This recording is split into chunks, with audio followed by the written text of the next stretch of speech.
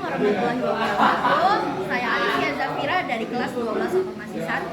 Di video kali ini saya sudah melakukan praktek cara menjalankan conveyor secara forward dan reverse yang bertujuan agar siswa dan siswi dapat memprogram mesin conveyor dari CX Programmer dan dapat merangkai komponen-komponen yang diperlukan untuk menjalankan mesin conveyor dan mengetahui bagaimana cara pergerakan mesin conveyor forward dan reverse. Sebelum melakukan praktek, di sini saya sudah memakai safety. Yang pertama adalah sarung tangan, yang kedua ada helm, yang ketiga ada rompi, dan yang terakhir adalah sepatu safety. Di sini saya menggunakan gambar wiring diagram yang sudah saya buat. Di sini sebagai patokan bagaimana cara merangkai dengan baik dan benar. Pada praktek kali ini kita menggunakan push button, PLC, lampu, MCB, HMI, power supply, VSD ATV 312, dan motor. Ini adalah hasil dari perakitan I/O yang dibuat berdasarkan wiring diagram yang digunakan.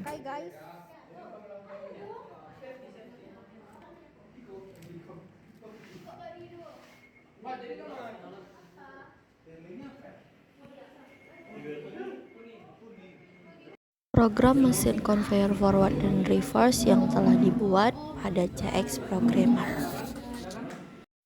Pemasangan kabel USB dari PLC ke PC yang digunakan untuk mentransfer data program yang telah dibuat. Untuk mentransfer program, yang pertama kita lakukan adalah melakukan word online.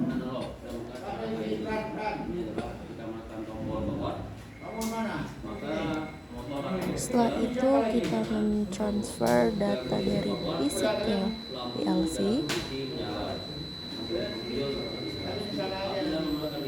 Oke.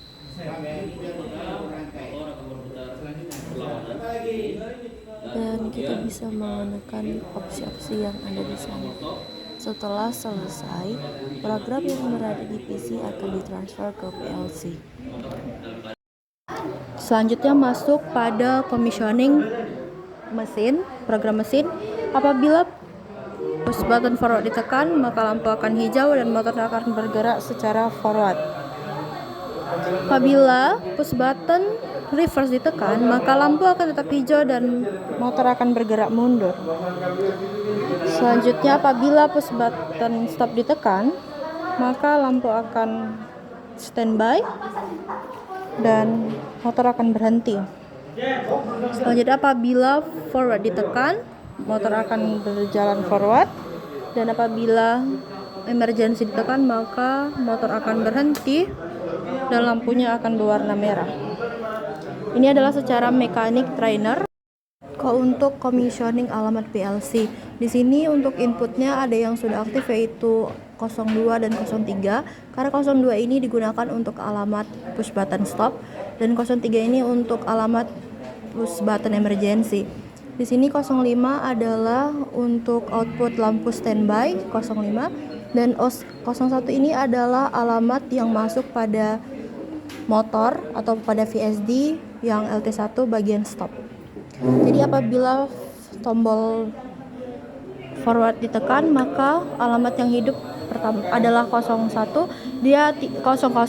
Kenapa tidak seperti ini? Karena dia adalah momentary. Di sini yang hidup adalah tadi hidup itu kan 02. Apabila kita tekan ya, sini saya stop dulu. Sini kita tekan, kerjanya dia cuma momentary aja. Dia momentary ya. Sama seperti reverse. Apabila reverse-nya ditekan, maka lampu 02 akan aktif dan di output ini 03 akan aktif tapi secara momentary. Apabila ditekan dia aktif tapi kita lepas, dia akan tidak aktif lagi lampunya. Nah, oke. Seperti itu ya. Selanjutnya apabila kita tekan tombol stop, maka lampu 2 akan mati dan lampu 5 akan hidup. Oh ya, sebelum itu tadi yang bagian apabila forward dan reverse-nya aktif, maka di sini 04 adalah alamat untuk lampu run atau lampu hijau. Jadi kita tekan ya yang lampu stop, maka akan mati di sini alamatnya dan lampu kuning akan aktif. Selanjutnya kita masuk ke emergency ya. Apabila emergency ditekan, di sini lampu 3 akan mati dan 06 ini adalah lampu yang menandakan bahwa terjadinya error atau masalah apabila emergensinya ditekan. Itulah commissioning pada alamat dan rangkaian PLC. Ini adalah desain HMI yang telah dibuat dengan 4 slide. Ada layar utama, lampu indikator, kontrol motor, dan full kontrol indikator dan motor. Pemasangan kabel RS232 dari PLC ke HMI karena desain HMI yang digunakan itu terhubung alamatnya pada PLC. Jadi untuk menjalankannya, alamat PLC dan HMI harus terhubung melalui kabel RS232. Selanjutnya pemasangan kabel RJ45 dari HMI ke PC untuk mentransfer data HMI atau desain HMI yang telah dibuat dari PC ke HMI.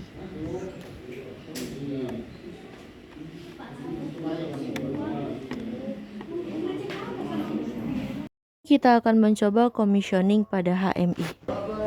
Oke.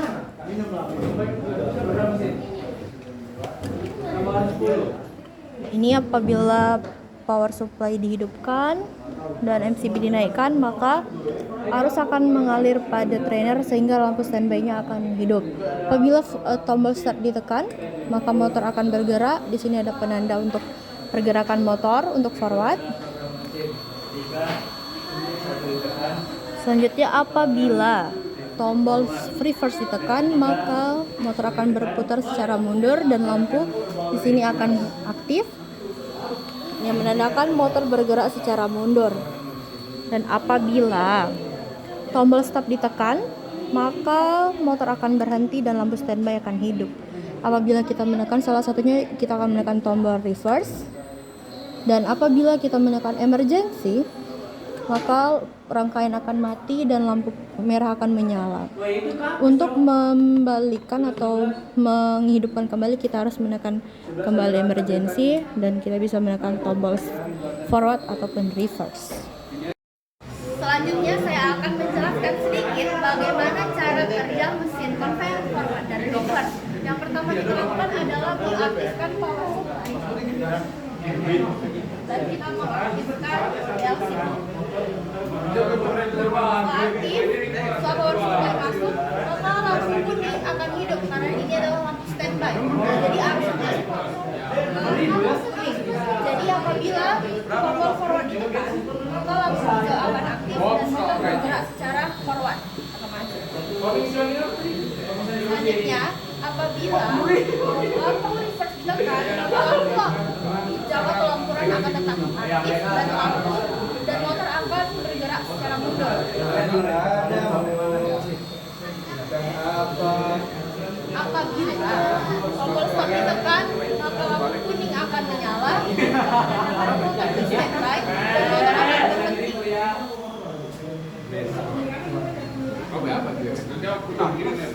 Selanjutnya apabila ditekan lagi forward, lampu akan bergerak kembali dan apabila emergency ditekan, maka lampu merah akan aktif dan motor akan berhenti. Untuk mengaktifkan kembali atau membalikan kembali ke posisi standby, tombol emergency harus diputar sehingga mesin akan menjadi lampu kuning dan berhenti standby. Selanjutnya saya akan menjelaskan cara kerja mesin yang dioperasikan melalui HMI. Di sini saya akan masuk ke tampilan full. Di sini kan karena arus sudah masuk, lampu kuning akan hidup karena dia menandakan standby. Apabila tombol start forward ditekan, maka lampunya akan hijau yang menandakan di sini motor aktif dan bergerak secara mundur. Jadi sini adalah statusnya, dan apabila reverse ditekan, maka lampu reverse akan aktif dan lampu run tetap hidup karena lampu run itu menandakan bahwa motor bergerak. Selanjutnya apabila tombol stop ditekan, maka motor akan berhenti. Oke, kita masuk lagi. Apabila kita tombol tekan reverse, kita menekan emergency, maka lampu merah akan aktif dan motor akan berhenti. Untuk membalikan kembali menjadi posisi standby, kita harus menekan kembali HMI-nya, karena di sini kita menggunakan toggle. Maka lampunya akan aktif yang menandakan dia standby kembali. Saya akan menunjukkan sedikit bagaimana cara men-setting VSD ATV312 sebelum digunakan. Yang kita lakukan adalah setting pabrik terlebih dahulu, karena VSD yang sudah digunakan pasti sudah digunakan oleh orang sebelum kita. Jadi kita harus melakukan setting pabrik terlebih dahulu. Yang pertama adalah ready, konfigurasi FCS dan REC1. Kita kembali, karena dia FST, dia harus sampai ready ya, conf, dan kita back. Kan di sini sudah ready. Kita akan masuk pada setting 3 wire. Pertama adalah ready, konfigurasi full I/O, TCC dan 3 wire. Kembali, dan selanjutnya kita masuk ke setting saklar. Yang pertama adalah ready, konfigurasi full fan, RRS, fan, RSS dan L3H. Escape. Kita masuk lagi ke setting kecepatan.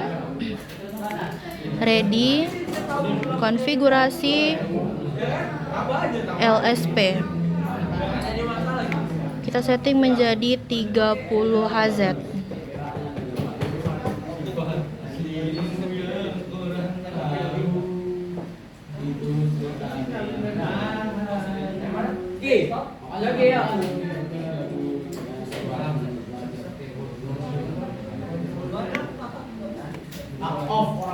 Oke, sekarang VSD bisa digunakan. Dari praktek kali ini yang saya dapatkan adalah bahwa rangkaian yang sudah saya rangkai di CX Programmer itu bekerja pada trainer.